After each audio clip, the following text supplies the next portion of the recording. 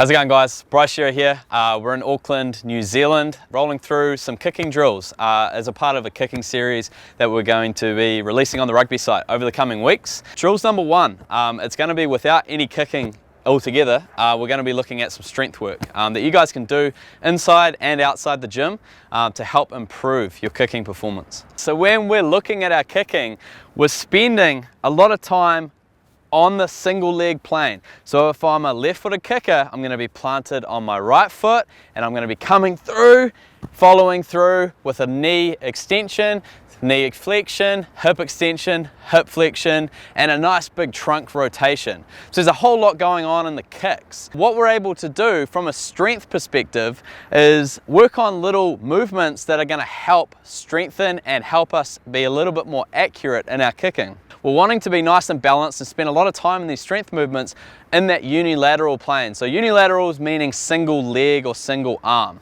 Okay, so a couple of the movements I'm going to run you through include this. First one, we've got a single leg deadlift. Okay, so if we are going to do this body weight, our hands are just going to be out in front. If we've got access to equipment, we can load in either hand down here. So a dumbbell or kettlebell or a weight in either hand. So from here, I'm going to lock my core down. I'm going to get my shoulders nice and square to the ground, and I'm going to hinge, keeping my back leg nice and straight, come down to the floor, and then snap through.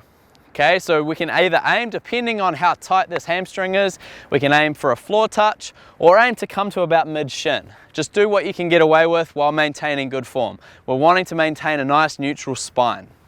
Once again, hinge and up.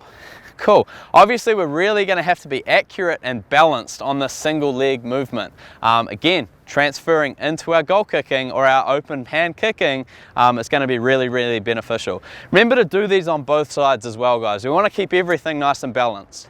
Our next movement is going to be a lunge. So I'm going to step back from this setup. We're looking for a vertical front shin, knees tracking out. So that's going to help switch on that glute for the lunge. We're wanting to get the hips through. So from here, stepping through, full extension at the top. Loading here, weights in each hand. We can go a weight in a front rack, we can go a weight in a back rack. So there's plenty of different variables that we can have for this lunge. We're wanting to keep our weight through our heel here as we're driving up. Once again, that's going to help engage our glute through this movement. Again, step back, knee touches to the floor, step through, hip nice and open. Again, alternating sides, make sure we're staying nice and balanced. Last movement, we've got a split squat. So with this, a little bit different to the lunge, I'm going to set up narrower through this back foot, so it's going to be closer to here.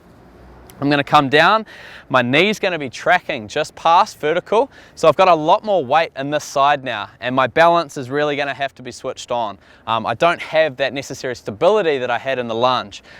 Through, hip extends, back down, hip extends.